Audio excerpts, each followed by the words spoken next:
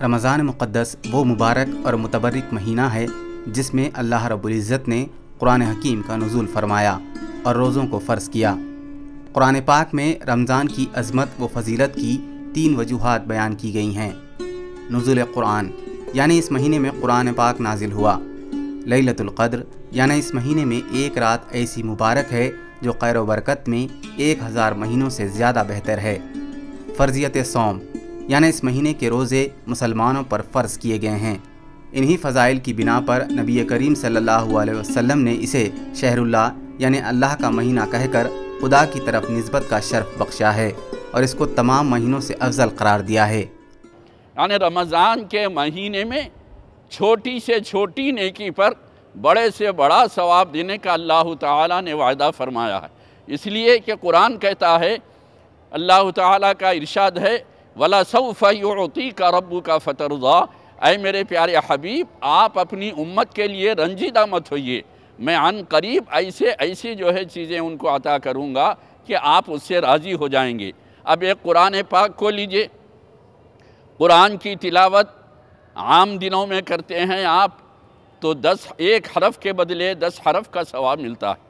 اگر آپ الف لام میم کہے تو 30 نیکیوں کے جو ہے حقدار ہو گئے ہیں، اور اسی قرآن کو رمضان المبارک میں تلاوت کرتے ہیں تو 100 نیکی ہے، اور روزے دار عبادت کے ساتھ تراویح پڑھتا ہے، پھر جو ہے اس کو قرآن کی تلاوت جب کرتا ہے تو پروردگار عالم 1 حرف کے بدلے میں 700 نیکیاں دیتے ہیں۔ یہی الف لام میم آپ کہیں گے تو 2100 نیکیوں کے آپ حقدار ہو جائیں گے، اور 2100 گناہ جو ہے آپ کے معاف ہو جائیں گے۔ تو غرض یہ کہ رمضان کا اتنا عزت دار، محبت، رحمتوں اور برکتوں والا مہینہ ہے کہ مسلمان اس کی قدر و منزلت کریں اور اس کی جو ہے تعظیم کرے، زیادہ سے زیادہ نیکیوں کا مالک بن جائے۔ ابتدائے رمضان کے ساتھ ہی اس کی رونقیں و برکتیں قابل دید ہوتی ہیں۔ رمضان کی آمد سے پہلے اس کے استقبال کی تیاریاں شروع ہو جاتی ہیں۔ مساجد میں روح پرور مناظر نظر آتے ہیں۔ مسلمان چاند رات سے ہی خشوع و خضوع کے ساتھ رمضان کی خصوصی عبادتوں میں مشغول ہو جاتے ہیں۔ فرزندان توحید مالک و بزرگ و برتر کی بارگاہ میں اپنی جبین خم کر کے اپنی بندگی کا اظہار کرتے ہیں۔ بزرگ، نوجوان، بچے اور خواتین کے چہروں پر رمضان کی رحمتیں صاف نظر آتی ہیں۔ ہر مسلمان کی یہ کوشش ہوتی ہے کہ اس کی صبح خدا کے حضور سجدے سے ہو اور اس کی شام خدا کے ذکر پر تمام ہو۔ قرآن کریم اور متعدد احادیث میں رمضان المبارک کی کئی فضیلتیں بتائی گئی ہیں۔ رمضان کے 3 عشروں کی 3 الگ الگ فضیلتیں بتائی گئی ہیں۔ پہلا عشرہ رحمت کا، دوسرا عشرہ مغفرت کا اور تیسرا عشرہ جہنم سے آزادی کا ہوتا ہے۔ رمضان میں مسلمان زیادہ سے زیادہ عبادتوں اور ذکر و اذکار میں مشغول رہ کر اللہ تعالیٰ کی خوشنودی حاصل کرنے کی کوشش کرتے ہیں۔ علماء کرام بتاتے ہیں کہ ایک حدیث کے مطابق جب رمضان کی آمد ہوتی ہے تو جنت کے دروازے کھول دیے جاتے ہیں اور دوزخ کے دروازے بند کر دیے جاتے ہیں، شیاطین کو زنجیروں میں جکڑ دیا جاتا ہے۔ مسلمان گناہوں سے بچنے کی کوشش کرتے ہیں اور توبہ و استغفار کے ذریعے اللہ تعالیٰ کو راضی کرنے کی کوشش کرتے ہیں، اور اللہ تعالیٰ مسلمان کی ہر نیکی کے بدلے کئی گنا زیادہ اس کا اجر عنایت فرماتا ہے۔ کہ جب رمضان کے پہلے عشرے کی پہلی رات آ جاتی ہے تو اللہ سبحانہ و تعالیٰ شیاطین کو اور سرکش جنوں کو جکڑ دیتے ہیں، دوزخ کے دروازے بند کر دیے جاتے ہیں، کوئی دروازہ اس میں سے کھلا چھوڑا نہیں جاتا، جنت کے سارے دروازے کھول دیے جاتے ہیں، کوئی دروازہ اس میں سے بند نہیں رکھا جاتا، اور پھر ایک ندا دینے والا اللہ کی طرف سے ندا دیتا ہے کہ خیر کی طرف آنے والے اپنے قدم آگے بڑھا لے، اور شر کی طرف آگے قدم بڑھانے والے تو رک جا اور آگے مت بڑھ۔ اور اللہ سبحانہ و تعالیٰ اس عشرے میں بہت سے لوگوں کی مغفرت فرماتے ہیں، اور یہ رمضان پاک کی ہر رات میں اس طرح اللہ تعالیٰ کی طرف سے فیصلے ہوتے ہیں۔ ناظرین محترم، اس حدیث پاک میں بیان کیا گیا ہے کہ شیاطین قید کر دیے جاتے ہیں۔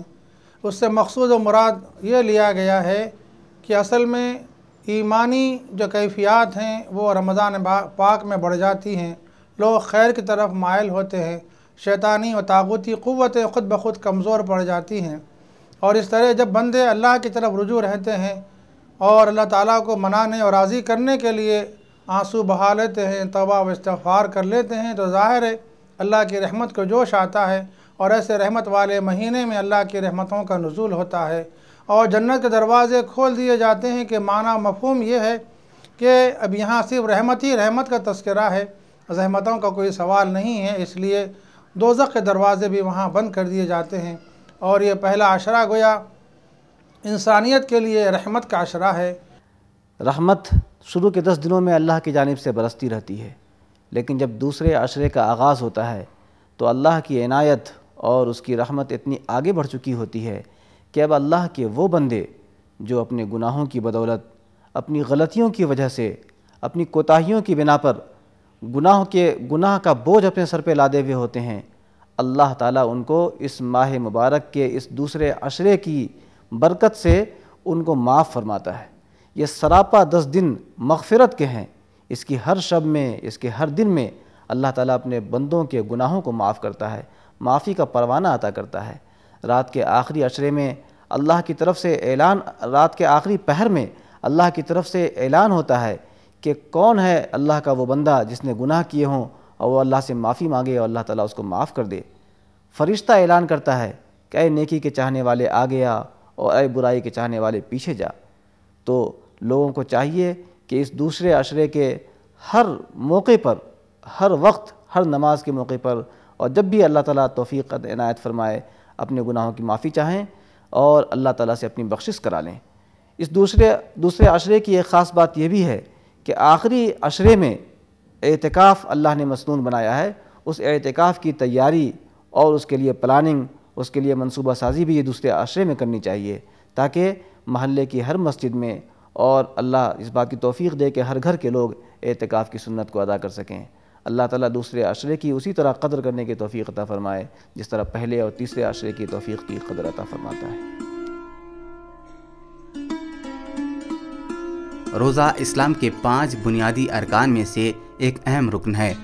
قرآن اور حدیث میں نہ صرف روزہ رکھنے کا حکم دیا گیا ہے بلکہ اس کے آداب و احکام بھی بتائے گئے ہیں، اور جو کسی عذر کے بغیر رمضان کے روزے نہ رکھے وہ سخت گنہگار ہے۔ روزہ ایک ایسی عبادت ہے جس کا اجر خود اللہ تعالیٰ دینے والا ہے۔ روزے کے بے شمار فضائل بتائے گئے ہیں۔ روزہ صبح صادق سے غروب آفتاب تک صرف بھوکا پیاسا رہنے کا نام نہیں، بلکہ روزے کی حالت میں مسلمان جھوٹ، غیبت، بغض و کینہ، غرض ہر گناہ سے بچنے کی کوشش کرتے ہیں۔ روزے کا حقیقی مقصد یہ ہے کہ آدمی میں تقویٰ پیدا ہو۔ تقویٰ دراصل اس اخلاقی جوہر کا نام ہے جو خدا کی محبت اور خوف سے پیدا ہوتا ہے۔ اللہ تعالیٰ اپنے کتاب پاک میں فرماتا ہے یا ایھا الذین آمنوا کتب علیکم الصیام کما کتب علی الذین من قبلکم لعلکم تتقون، کہ اے مسلمانوں تم پر روزہ ایسے ہی فرض کیا گیا جیسا کہ اگلی امتوں پر، پچھلی امتوں پر مقرر کیا گیا۔ روزے کا مقصد اللہ تعالیٰ نے اس آیت میں بھی بیان فرما دیا، وہ یہ ہے کہ لعلکم تتقون، تاکہ کہ تم تقوی اور پرہیزگاری کی زندگی اختیار کرو۔ تو در حقیقت روزہ نام ہے نفس کو شائستہ بنانے کا، نفس کو مہذب بنانے کا، اور تاکہ وہ نفس اس کی سعادت مندیوں کی طرف رجوع ہو اور اس کی بلندیوں کی طرف اس کو متوجہ کرے، تاکہ وہ زمین پر اللہ تعالیٰ کا نائب بننے کی صلاحیت رکھے، اور جو کہ رب العالمین ہے، وہ روزہ رکھ کر رب العالمین کا خلیفہ بن جاتا ہے اور اس کا نائب بن جاتا ہے اور وہ مالک الملک بن جاتا ہے۔ تو حقیقت میں روزہ نام ہے خواہشات نفسانی کے اور کھانے پینے کی چیزوں سے ایک وقت مقرر سے وقت مقرر تک بچ جانے کا نام ہے، شہوتوں سے بچنے کا نام ہے۔ اور حقیقت میں روزہ تقوی کا ایک وسیلہ ہے، اللہ سے خوف کا ایک وسیلہ ہے، اور نفس کو بری خواہشات سے، بد اخلاقیوں سے بچانے کا نام ہے، جیسے جھوٹ بولنا ہے، دھوکہ دینا ہے، جھوٹ بولنا ہے، اور غیبت کرنا ہے، چغل خوری کرنا ہے، اور لوگوں کو تکلیف دینے میں کوشش کرنا ہے۔ ان ساری چیزوں سے بچنے کا نام روزہ ہے۔ روزہ جسم کی علاج کا ایک بہترین اور مؤثر ذریعہ ہے، اسی طرح روزہ ہماری روح کی بیماریوں کا بھی معالج اور ڈاکٹر ہے۔ مگر اللہ تبارک و تعالیٰ نے جس خاص مقصد کے لیے روزہ رکھنے کا حکم دیا ہے اس کا ذکر کرتے ہوئے فرماتا ہے لعلکم تتقون، تاکہ تم اللہ سے ڈرنے والے بن جاؤ۔ اللہ سے ڈرنا انسان کی ایک ایسی صفت ہے کہ اگر انسان اس صفت کو حاصل کر لے تو وہ کبھی بھی گناہوں سے قریب نہیں ہو سکتا ہے، کبھی اس کے ذریعے کسی کو دکھ اور تکلیف نہیں مل سکتی ہے۔ چنانچہ تقویٰ جو ہے یہ روزے کا سب سے بنیادی اور اہم مقصد ہے۔ اس کے علاوہ بھی یہ عبادت بہت سارے اہم مقاصد پر مشتمل ہے۔ روزے کا ایک مقصد یہ بھی ہے کہ ہمیں روزہ مساوات کی تعلیم دیتا ہے۔ جب انسان بھوکا ہوتا ہے تو خواہ اس کے اکاؤنٹ میں کتنی ہی بڑی رقم کیوں نہ ہو، اس کے جیب میں کتنی ہی دولت کیوں نہ ہو، مگر بھوک کی ایک ایسی کیفیت ہوتی ہے جس میں تمام روزے دار مساوی ہو جاتے ہیں۔ اس طرح اللہ تبارک و تعالیٰ روزے کے ذریعے ہمیں مساوات اور برابری کا درس دیتا ہے۔ روزہ اسلام کا ایک اہم رکن ہے، فریضہ ہے۔ اسلام میں روزہ جس طرح فرض ہے، اسلام سے پہلے جو امتیں گزری ہیں ان میں بھی روزہ فرض تھا۔ روزے کے صرف 3 ارکان ہیں، اگرچہ کہ بڑی بڑی کتابیں اس پہ لکھی گئی ہیں، لیکن خلاصے کے طور پہ صرف 3 ارکان ہیں۔ کھانا پینا اور جماع سے ایک مقررہ وقت میں رکے رہنے کا نام روزہ ہے، اور اللہ کے لیے روزہ رہنے کی نیت کرنا ہے۔ انسانوں میں اور جانوروں میں یہ 3 صفات مشترک ہیں۔ جانور کھاتے ہیں، پیتے ہیں، جماع کرتے ہیں، ان پہ کوئی ذمہ داری نہیں ہے۔ انسان میں بھی یہ 3 صفات پائی جاتی ہیں، لیکن انسان میں جانوروں کے علاوہ جو صفت ہے وہ ملکوتی صفت ہے، وہ فرشتوں کی صفت ہے۔ فرشتے کھاتے نہیں ہیں، پیتے نہیں ہیں، جماع نہیں کرتے ہیں، جو رو بچہ ان کو نہیں ہے، وہ بیوی آل اولاد والے نہیں ہیں، ان کی غذا تسبیح ہے۔ طبی نقطہ نظر سے بھی روزے کے کئی فائدے بتائے گئے ہیں۔ میڈیکلی جو ہے روزے کی جو اہمیت ہوتی ہے وہ یہ ہے کہ انسان کو ایک قسم کا بایولوجیکلی اسے ریسٹ ملتا ہے، اس کے سارے سسٹم کو ریسٹ ملتا ہے۔ موسٹ امپورٹنٹلی یہ ڈائبٹیز کے پیشنٹس کے لیے حالانکہ ڈیبیٹیبل ہے، لیکن یہ بتایا گیا ہے through reliable sources and through practical experiences لوگوں نے یہ محسوس کیا ہے کہ شوگر لیولز ان کی کافی کنٹرول میں آ جاتی ہیں ڈیو ٹو فاسٹنگ یعنی کہ روزہ۔ جرمن ایک ریسرچ کے مطابق باڈی کے سارے سیلز روزے جو رہتے ہیں ان پہ ریسرچ کی گئی ہے، تو اس میں باڈی کے جو سیلز ہوتے ہیں خاص طور سے جنرلی میٹابولزم جو سیلز کرتے ہیں ان کو ایک قسم کا ریسٹ ملتا ہے، ریجوونیشن ہوتا ہے ان کا۔ مطلب یہ ہے کہ ان میں ایک نئی جان واپس ہونی چاہیے، جسے میرے خیال سے ہر آدمی کو سسٹمیٹیکلی فاسٹنگ کی پریکٹس کرنی چاہیے، چاہے وہ روزہ ماشاءاللہ سب سے اچھی اس کی ایگزامپل لگتی ہے، but other religions also can follow this. اس میں ہوتا یہ ہے کہ عام طور پہ رات میں ہم روزہ رہتے ہیں، مطلب یہ ہوتا ہے کہ ڈنر جو ہے ہمارا ہوتا ہے اور صبح کے ناشتے کے بیچ میں جو گیپ ہوتا ہے دیٹ از اے فاسٹنگ۔ ہر مسلمان کی یہ کوشش ہوتی ہے کہ وہ رمضان کی عبادتوں میں پورے خشوع و خضوع کے ساتھ شامل ہو۔ وہ سحر و افطار میں بھی خدا کے احکامات بجا لانے کی پوری کوشش کرتے ہیں۔ رمضان المبارک کا مہینہ ایک ایسا مقدس مہینہ ہے جس میں سارے مسلمان عبادات میں مشغول ہو جاتے ہیں، اور اللہ کا بڑا کرم ہے کہ رمضان کے مہینے میں ہر لمحہ ایک لمحے کی عبادت کا ہمیں فیض حاصل ہوتا ہے۔ لوگ جب صبح سحر کرتے ہیں تو اللہ پاک کی رحمتیں ہمارے ساتھ افطار تک ہو جاتی ہیں، اور جیسے افطار کا اختتام ہوتا ہے لوگ تراویح کے لیے نکل جاتے ہیں، اور یہ سلسلہ یکم رمضان سے اور شوال کی چاند رات تک چلتا ہے۔ رمضان مبارک کا مہینہ اللہ کے فضل و کرم سے مقرر نصیب ہوا ہے، تو اسی لیے اب ہم سب لوگ اس سال یہ کوشش کر رہے ہیں کہ الحمدللہ قلب مطمئن ہے کہ پچھلے سال جس طریقے سے رمضان گزرا ہے उससे बेहतर इंशाअल्लाह ये रमज़ान गुजरेगा। रमज़ान नेकियों का मौसम बहार है। अल्लाह ताला इस मुक़द्दस महीने में एक नेकी का अज्र 70 गुना ज़्यादा अता फरमाता है। इस महीने में मुसलमान सुन्नतों के साथ साथ नवाफिल की अदायगी भी कसरत से किया करते हैं।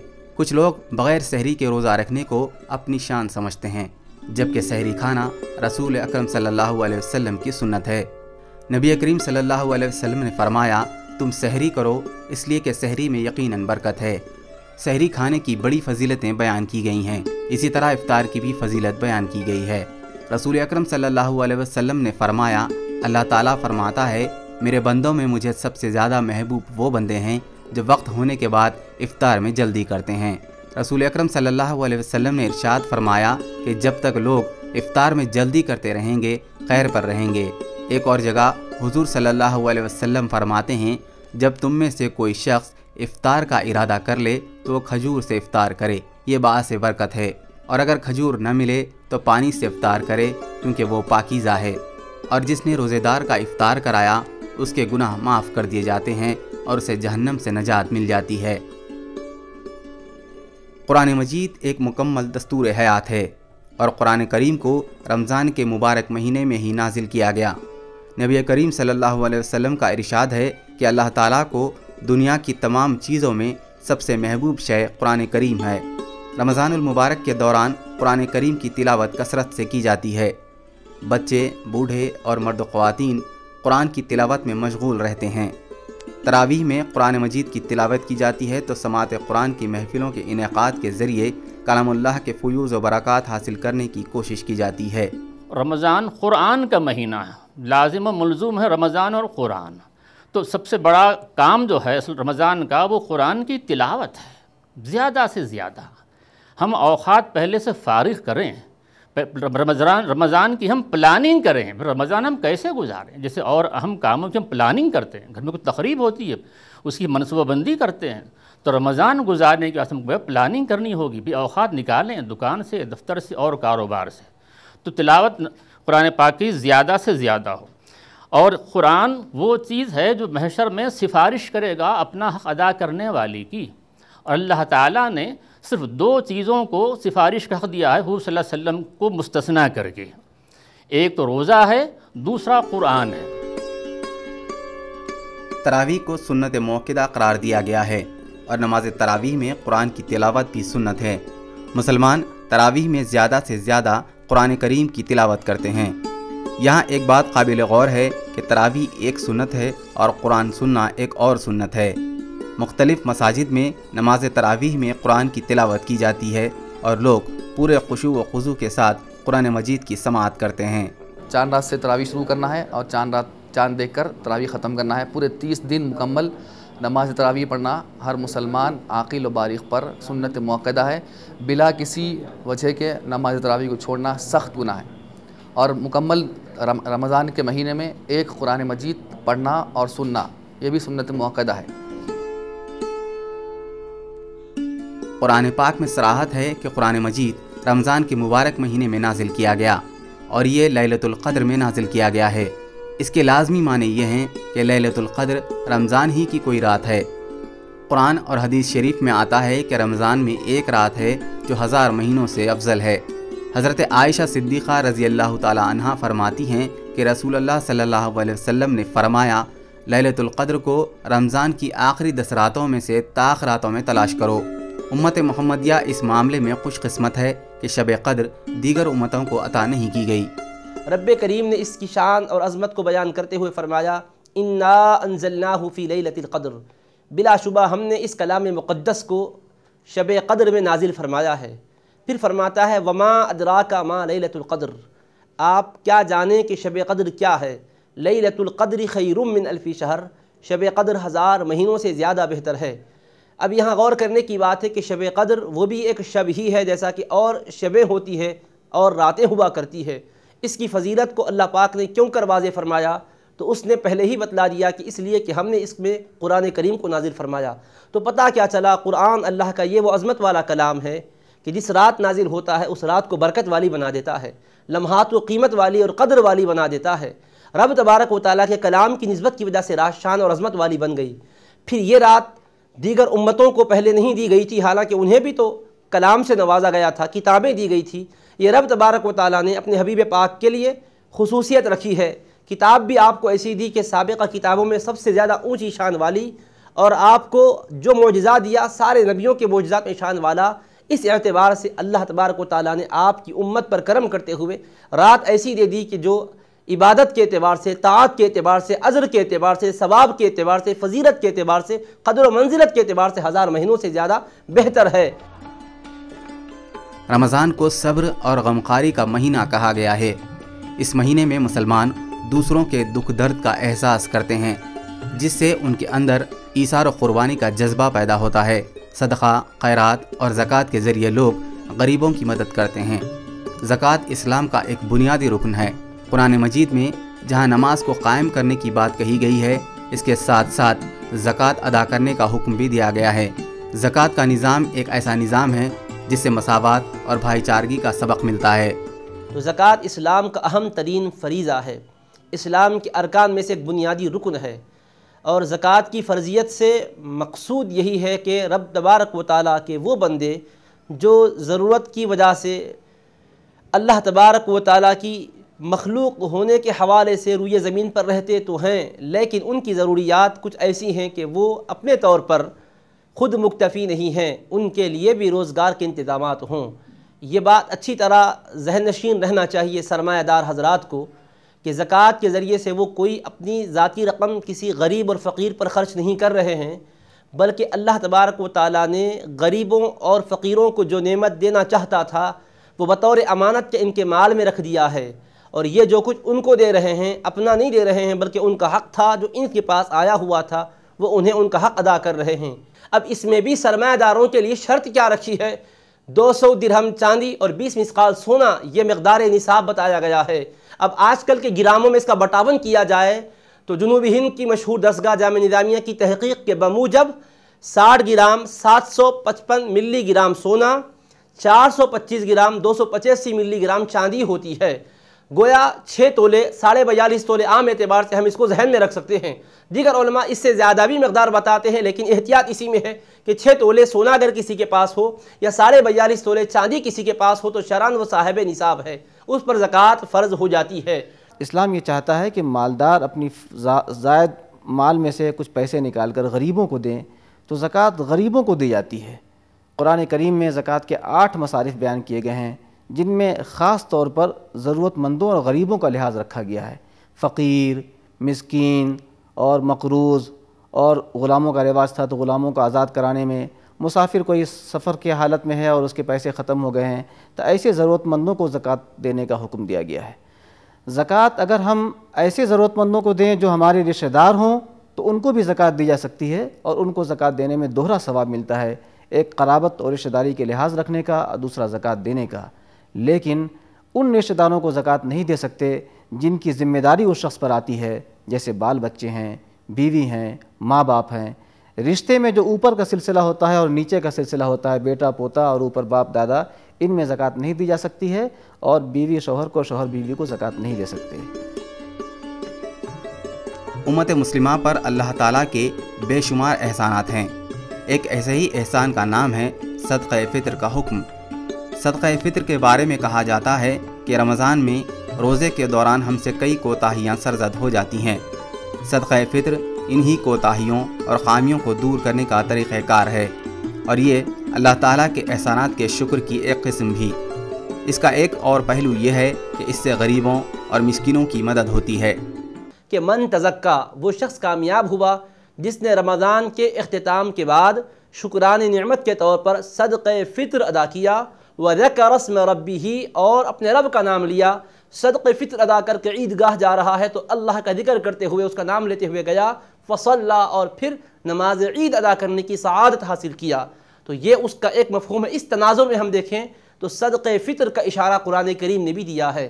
صدقہ فطر رمضان ختم ہونے کے موقع پر نکالا جاتا ہے، اور یہ صدقہ فطر ہر اس شخص کو نکالنا ضروری ہے جو صاحب نصاب ہو۔ صاحب نصاب کا مطلب یہ ہے کہ جس کے پاس اپنے کھانے پینے کے علاوہ 7.5 تولہ سونا یا 52.5 تولہ چاندی کے بقدر مالیت اس کے پاس ہو۔ آج کی زبان میں ہم یہ کہہ سکتے ہیں کہ اگر کوئی کھاتا پیتا شخص ہے، صاحب حیثیت ہے، تو اس کو فطرہ نکالنا ضروری ہے۔ فطرہ انسان اپنی جانب سے بھی نکالے گا اور اپنے گھر کے تمام افراد کی جانب سے بھی نکالے گا، حتیٰ کہ اس کے گھر میں جو کام کرنے والے نوکر چاکر ہیں اور جو اس کے گھر میں چھوٹے بچے ہیں جنہوں نے روزہ نہیں رکھے ہیں، ان سب کی طرف سے فطرہ نکالا جائے گا۔ بچے جو عید کی صبح سے پہلے پہلے نئے گھر میں پیدا ہوئے ہوں، ان کی طرف سے بھی فطرہ نکالا جائے گا۔ تو فطرہ گھر کا ذمہ دار فرد نکالے گا اپنی جانب سے اور اپنے گھر کے تمام افراد کی جانب سے۔ فطرے کی مقدار یہ ہے کہ وہ نصف سا گیہوں، سا ایک وزن کا نام ہے جو پرانے زمانے میں رائج تھا، آج کے وزن میں ہم کہہ سکتے ہیں کہ تقریباً 1.25 کلو گیہوں یہ مقدار فطرے کی ہے۔ اس کی جو قیمت بنتی ہے، یا تو گیہوں نکال دیں یا اس کی قیمت نکالیں، اور قیمت نکالنے میں غریبوں کو زیادہ فائدہ ہے، اس لیے یہ قیمت نکال کر غریبوں کو دی جائے۔ فطرہ نکالنے کا وقت یہ ہے کہ عید کی نماز کے لیے جب جائیں تو نماز سے پہلے پہلے فطرہ نکال دینا چاہیے۔ رمضان کے آخری عشرے کے دوران مسلمان عبادتوں کے ساتھ ساتھ عید کی تیاریوں میں جٹ جاتے ہیں۔ روزے دار اپنے لیے اپنے اہل خاندان کی عید کی خوشیوں کو دوبالا کرنے میں سرگرم ہو جاتے ہیں۔ مرد و خواتین عید کے لیے خصوصی ملبوسات کی خریداری میں مصروف ہو جاتے ہیں، تو بچے اپنے والدین کے ساتھ نئے کپڑوں، چوڑیوں، مہندی اور آرائش و زیبائش کی دیگر اشیاء کی خریداری میں شامل ہو جاتے ہیں۔ ہر مسلمان کی یہ کوشش ہوتی ہے کہ وہ اپنے خاندان کو عید کی خوشیاں فراہم کرنے میں پوری طرح کامیاب ہو۔ رمضان کے پورے روزے رکھنے کے بعد نئے لباس میں اللہ کے دربار میں اپنی جبین کو خم کر کے مسلمان اپنے شکر کا اظہار کرتے ہیں۔ رمضان المبارک غریبوں کی غمخواری کا مہینہ ہے۔ اس ایک مہینے میں اللہ تعالی ہمیں 11 مہینوں میں زندگی کیسے گزاریں اس کی تربیت دیتا ہے۔ رمضان المبارک ہمیں تقوی و پرہیزگاری کا سبق دیتا ہے، ایثار و قربانی کا درس دیتا ہے۔ ہمیں چاہیے کہ اس مہینے کے ذریعے حاصل ہونے والے ثمرات کو اپنی زندگی میں بڑھتیں اور ایک صالح معاشرے کی تشکیل میں اپنا رول ادا کریں۔